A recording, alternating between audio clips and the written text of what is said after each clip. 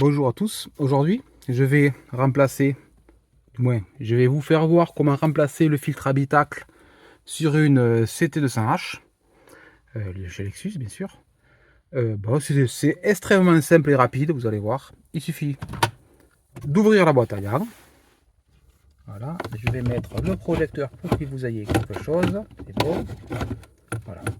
Donc dans la boîte à gants, il y a une tablette. Il faut la retirer. Je ne sais plus comment elle se retire. Bah, c'est ça. On appuie sur le. Allez, je tombe la lampe. Vous allez rien voir. Voilà, comme ça.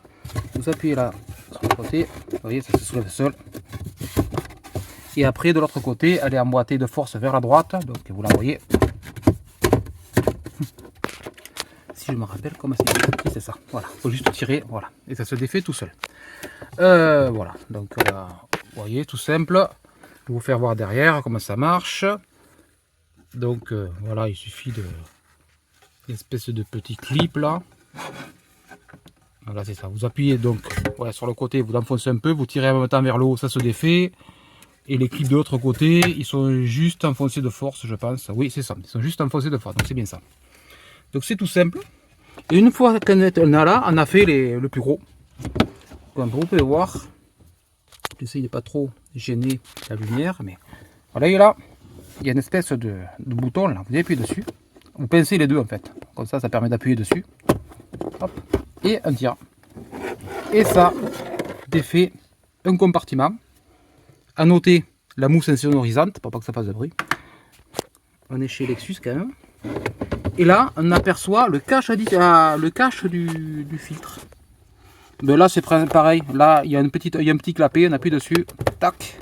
Se défait tout seul. Et dedans, il y a bien le filtre. Donc c'est un filtre Bosch. Je vais l'attraper. Je vais quand même le souffler parce qu'il est pas vieux. Mais bon, comme je vois qu'il y a des feuilles dedans, je vais juste. Ouais. Il est un peu chargé quand même, vous voyez.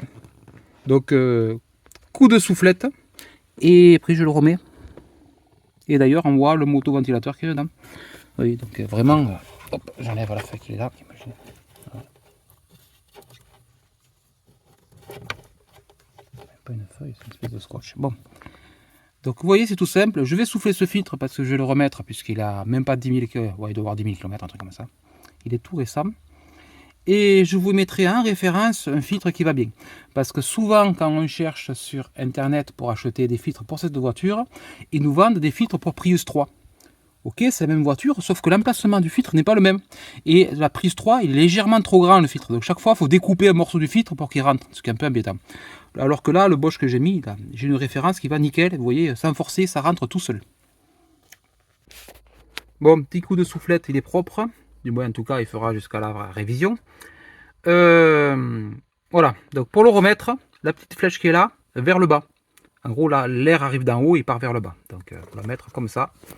Et il suffit de le remettre dans son emplacement.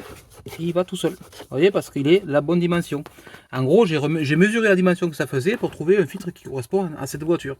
Parce que, comme je vous disais, toutes les références qu'on trouve, c'est pour des Prius et le filtre est trop grand. Donc, après, s'il faut découper, c'est complètement con. Oui, c'est dans ce sens. Voilà, donc la languette et le trou qui est au fond. Je le mets dedans. J'arrive à l'attraper. Voilà, je l'ai mis. Et là, la pousse. Tac, c'est clippé. Tout simple. Et on fait pareil avec l'autre cache qui est là.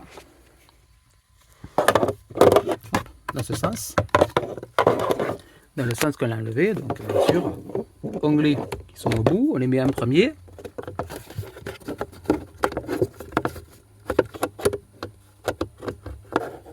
Voilà, comme ça. Et là, c'est juste pousser. Voilà, c'est emboîté. C'est bien mis. Et après, la petite tablette. Ben, la tablette, c'est comment l'enlever. On a les trous qui sont là. On enfonce là.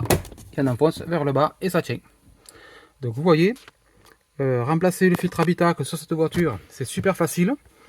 D'ailleurs, qu'est-ce qui n'est pas facile sur cette voiture qui a été conçue pour être entretenue et ça se sent franchement par rapport aux autres marques. Et voilà, donc c'est une petite vidéo qui était très rapide. Donc je vous dis à bientôt.